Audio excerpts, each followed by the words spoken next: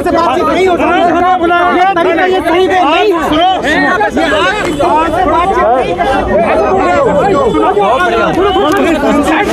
दिन से उठाना चाह रहे वो उठ रहे जी। क्या इतना टाइम क्यों लग गया सर? इतना वक्त क्यों लग गया? एक्चुअली वो बीजेपी के नेताओं को मेरा बयान पढ़वा के जानना चाहते थे कि क्या मुकदमा दर्ज करें। अच्छा, मैंने कहा करो, मैं तैयार हूँ। सुनो, आज हमारी इन्वेस्टिगेशन के लिए, इंक्वायरी के लिए मैंने बुलाया। थोड़ा पीछे, क्या कर रहे हो? बाकी सब नीचे रहो, बाकी सब नीचे, बाकी सब थोड़ा पीछे। अरे भाई को कवर करो, थोड़ा पीछे। सुनिए,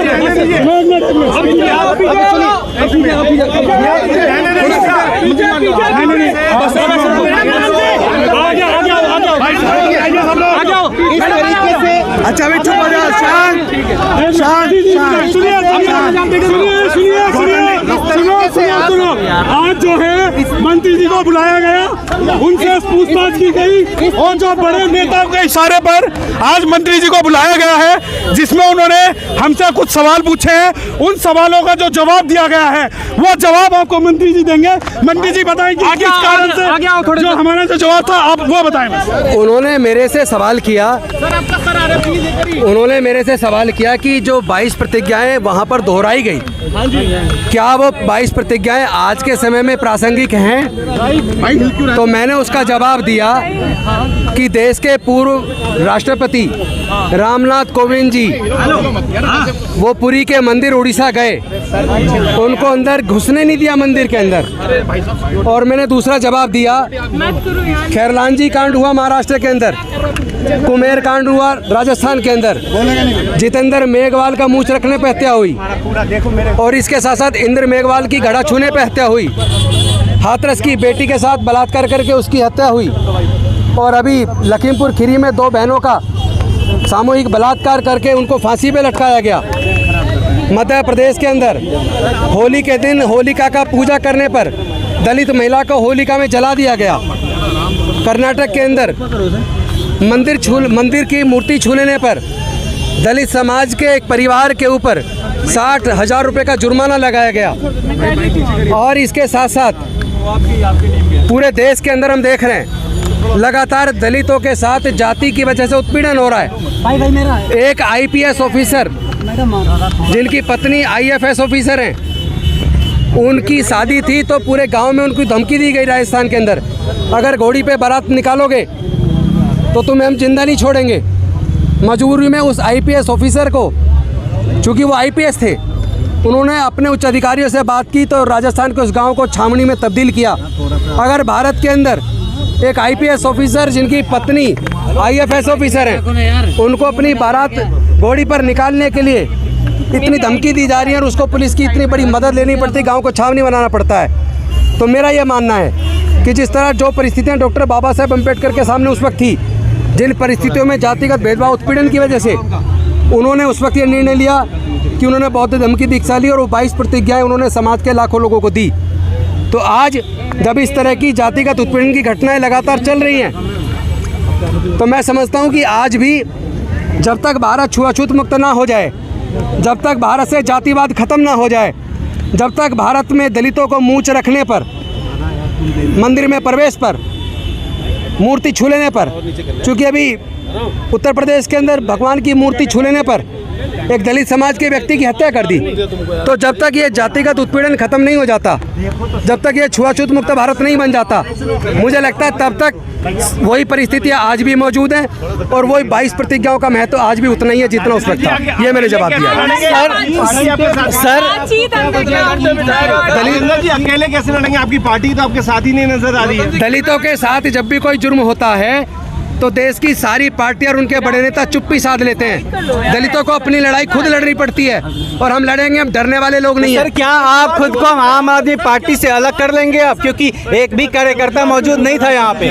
मैं डॉक्टर बाबा साहेब अम्बेडकर का सच्चा सिपाही हूँ, मेरे खून में गद्दारी नहीं है, मैं गद्दारी नहीं कर सकता। लेकिन अगर मेरे साथ होने वाले जुल्म पर इस तरह की राजनीति चलेगी तो मैं अपने समाज से चर्चा करके भविष्य के लिए निर्णय लेने के स्वतंत्र हूँ। लेकिन आप सर एक अरविंद केजरीवाल ने पार्टी पीछे हो गए, एक बारी थोड़ा पीछे हो गए। मैं डॉक्टर बाबा साहेब अम्बेडकर जी के बनाए रास्ते पर चलता हूँ। मैं समता सैनिक दल का जवान हूँ। मैं भारतीय बौद्ध महासभा मिशन जय भीम का एक सच्चा कार्यकर्ता होने के नाते, एक कट्टर अम्बेडकरवादी होने के नाते, और चूंकि मुझे भारत के संविधान जो डॉक्टर बाबा साहेब अम्बेडकर जी ने बनाया उसमें मेरी गहरी आस्था है, इसलिए मैं किसी भी प्रकार का गैर कानूनी असंवैधानिक काम नहीं करता हूं। लेकिन जो लोग हमारे समाज के ऊपर उत्पीड़न करते हैं, मैं उनको एक और आज आह्वान कर देना चाहता हूं, बता देना चाहता हूं, अगर उन्होंने भारत को छूत मुक्त भारत नहीं बनाया, अगर भारत से जातिवाद खत्म नहीं हुआ, तो ये 10,000 नहीं, भारत के अंदर करोड़ों लोग बौद्ध धर्म की दीक्षा लेंगे और बाबा साहब का सपना पूरा करेंगे। दिल्ली से लेकर पंजाब तक में आम आदमी पार्टी दलितों के बूते सत्ता में आई, तस्वीरें लगाई उसने बाबा साहब डॉक्टर अंबेडकर के अपने पोस्टर पे। तो क्या इस पूरी घटना ने आम आदमी पार्टी को एक्सपोज कर दिया है कि वह सिर्फ बाबा साहब की तस्वीर लगा के दलितों का वोट ले रही है, और जब एक बाबा साहब की बात करने वाला व्यक्ति, उसका मंत्री जब मुसीबत में है किसी ना किसी तरीके से, तो पल्ला झाड़ लिया उसने, एक्सपोज हो गई पार्टी।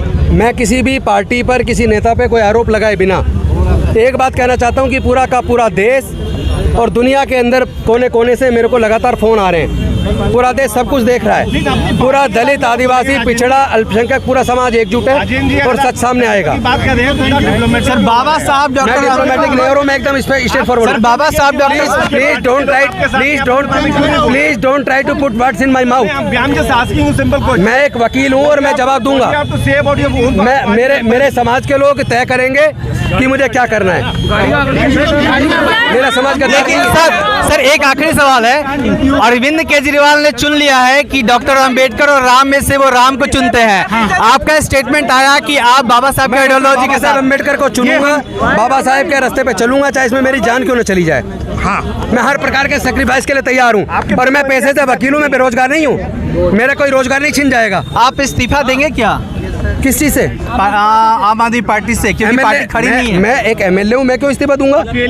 मैं जनता ने जिताया, मैं जनता को धोखा नहीं दे सकता, जनता के मुद्दे उठाऊंगा मैं। सर आपने ये क्यों नहीं वेट किया कि आपको मेरे साथ मेरा समाज है, मुझे किसी की जरूरत नहीं है। तो पार्टी छोड़ देंगे अगर न्यायोचित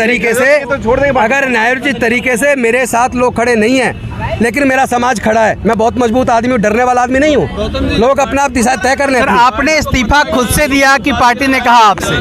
नहीं, मुझे उस वक्त लगा कि जिस तरह बीजेपी बदनाम कर रही है अरविंद केजरीवाल को और पार्टी को, मुझे उचित नहीं लगा। जिस तरह जुल्म लगातार हो रहे, कोई बोल नहीं रहा, इसलिए मैंने निर्णय लिया था। तो ये थे राजेंद्र पाल गौतम जी, जो पहाड़